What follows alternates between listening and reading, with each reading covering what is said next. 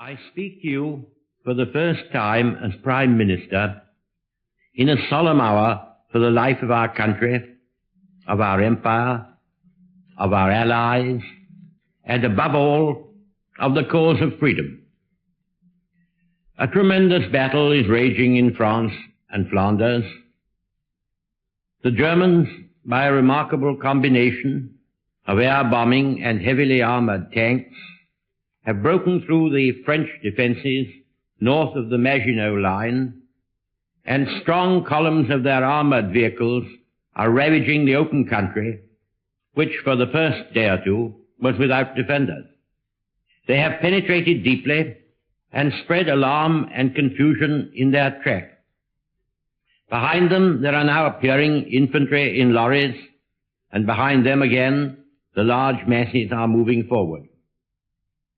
The regroupment of the French armies to make head against and also to strike at this intruding wedge has been proceeding for several days, largely assisted by the magnificent efforts of the Royal Air Force.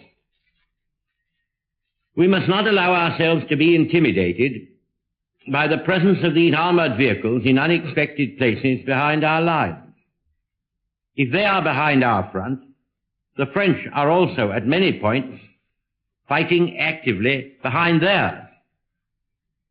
Both sides are therefore in an extremely dangerous position. And if the French army and our own army are well handled, as I believe they will be, if the French retain that genius for recovery and counterattack for which they have so long been famous, and if the British army shows the dogged endurance and solid fighting power of which there have been so many examples in the past, then a sudden transformation of the scene might spring into being. It would be foolish, however, to disguise the gravity of the hour. It would be still more foolish to lose heart and courage, or to suppose that well-trained, well-equipped armies, numbering 3 or 4 millions of men, can be overcome in the space of a few weeks or even months by a scoop or raid of mechanized vehicles, however formidable. We may look with confidence to the stabilization of the front in France and to the general engagement of the masses, which will enable the qualities of the French and British soldiers to be matched squarely against those of their adversaries. For myself, I have invincible confidence in the French army and its leaders. Only a very small part of that splendid army has yet been heavily engaged, and only a very small part of France has yet been invaded. There is good evidence to show that practically the whole of the specialized and mechanized forces of the enemy have been already thrown into the battle, and we know that very heavy losses have been inflicted upon them. No officer or man, no brigade or division which grapples at close quarters with the enemy wherever encountered can fail to make a worthy contribution to the general result. The armies must cast away the idea of resisting attack behind concrete lines or natural obstacles, and must realize that mastery can only be regained by furious and unrelenting assault. And this spirit must not only animate the high command, but must inspire every fighting man. In the air, often at serious odds, often at odds hitherto thought overwhelming, we have been clawing down 3 or 4 to 1 of our enemies. And the relative balance of the British and German air forces is now considerably more favorable to us than at the beginning of the battle. In cutting down the German bombers, we are fighting our own battle, as well as that of France. My confidence in our ability to fight it out to the finish with the German Air Force has been strengthened by the fierce encounters which have taken place and are taking place. At the same time, our heavy bombers are striking nightly at the taproot of German mechanized power, and have already inflicted serious damage upon the oil refineries on which the Nazi effort to dominate the world directly depends. We must expect that as soon as stability is reached on the Western Front, the bulk of that hideous apparatus of aggression, which dashed Holland into ruin and slavery in a few days, will be turned upon us. I am sure I speak for all when I say we are ready to face it, to endure it, and to retaliate against it, to any extent that the unwritten laws of war permit. There will be many men and many women in this island who, when the ordeal comes upon them, as come it will feel comfort and even a pride that they are sharing the perils of our lads at the front, soldiers, sailors, and airmen, God bless them, and are drawing away from them a part at least of the onslaught they have to bear.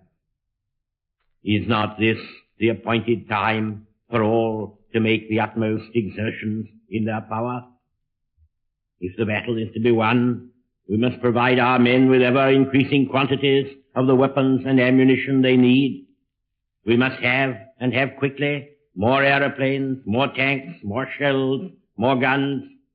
There is imperious need for these vital munitions. They increase our strength against the powerfully armed enemy. They replace the wastage of the obstinate struggle.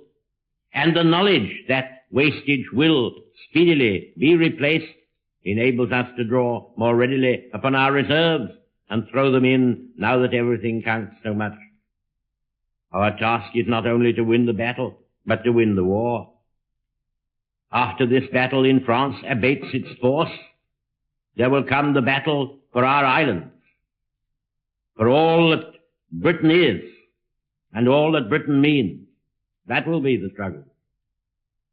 In that supreme emergency, we shall not hesitate to take every step, even the most drastic, to call forth from our people the last ounce and the last inch of effort of which they are capable.